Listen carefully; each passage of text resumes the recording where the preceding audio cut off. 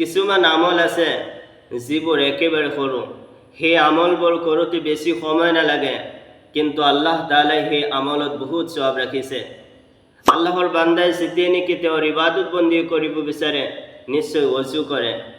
এই অজু কৰাৰ পিছত যদি কোনোবাই কলিমা শাহাদাত আশহাদু আল্লা ইলাহা ইল্লাল্লাহু ওয়াহদাহু লা শারীকা লাহু ওয়া আশহাদু আন্না মুহাম্মাদান আবদুহু ওয়া রাসূলুহু এবার পাঠ করে, তেন্তে আল্লাহ তাআলাই সেই বান্দাৰ কাৰণে জান্নাতৰ 8খন দুৱাৰ খুলি দিয়ে।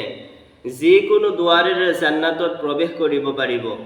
আৰু কোনোবাই যদি ফৰজ নামাজৰ পিছত ফজৰ, জোহৰ, মাগৰিব, ইশা এইবোৰ ফৰজ নামাজৰ পিছত যদি কোনোবা আয়াতুল কুৰসি একবাৰ পাঠ কৰে, তেন্তে এই ব্যক্তি এই মানুহজন মৃত্যু হোৱাৰ লগে লগে জান্নাতত প্ৰৱেশ কৰিব। সুবহানাল্লাহ।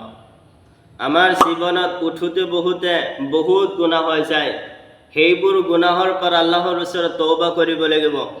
হাদিস শৰীফত আহিছে, কোনোবাই যদি ফৰজ নামাজৰ পিছত 33 বাৰ সুবহানাল্লাহ, 33 বাৰ আলহামদুলিল্লাহ, 33 বাৰ আল্লাহু আকবার আৰু এবাৰ যদি লা ইলাহা ইল্লাল্লাহু ওয়াহদাহু লা শারীকা লাহু লাহুল মুলকু ওয়া লাহুল হামদু ওয়া হুয়া আলা কুল্লি শাইইন কাদির পাঠ করে, তেন্তে তাৰ অতীতৰ যিমান গুনাহ হৈছিল সকলো গুনাহৰ পৰা এই বান্দাজনক ক্ষমা কৰি দিয়া হয়। সকলো মুছলমানৰ বিশ্বাস আছে যে হাশৰৰ ময়দানত আল্লাহৰ ৰসূল সাল্লাল্লাহু আলাইহি সাল্লামৰ শাফাআতৰ প্ৰয়োজন আছে। আমাৰ যদি নবী করিম সাল্লাল্লাহু আলাইহি সাল্লামৰ শাফাআত বিচাৰো, তেন্তে হাদিস শৰীফত আহিছে, তোমালোকে ৰাতিপুৱা 10 বাৰ আৰু সন্ধিয়া সময়ত 10 বাৰ আল্লাহৰ ৰসূলৰ ওপৰত দুৰুদ পাঠ কৰা, তেন্তে তোমালোকৰ বাবে নবী করিম সাল্লাল্লাহু আলাইহি সাল্লামৰ শাফাআত নিশ্চিত হৈ যাব। মানুহ সন্মানৰ কাৰণে, ইজ্জতৰ কাৰণে বহুত চেষ্টা কৰে। মানুহৰ টকা পইচা থাকিলে কিন্তু সন্মান কিনিবলৈ নাপায়। হাদিস শৰীফত আহিছে, কোনোবাই যদি ৰাতিপুৱাৰ সময়ত 100 বাৰ আৰু দুপৰীয়াৰ সময়ত যদি 100 বাৰ সুবহানাল্লাহিল আযীম ওয়া বিহামদিহি পাঠ কৰে, তেন্তে পৃথিৱীৰ ভিতৰত সকলোতকৈ বেছি সন্মানিত হিচাপে এইজন মানুহক আল্লাহ বনাই দিব।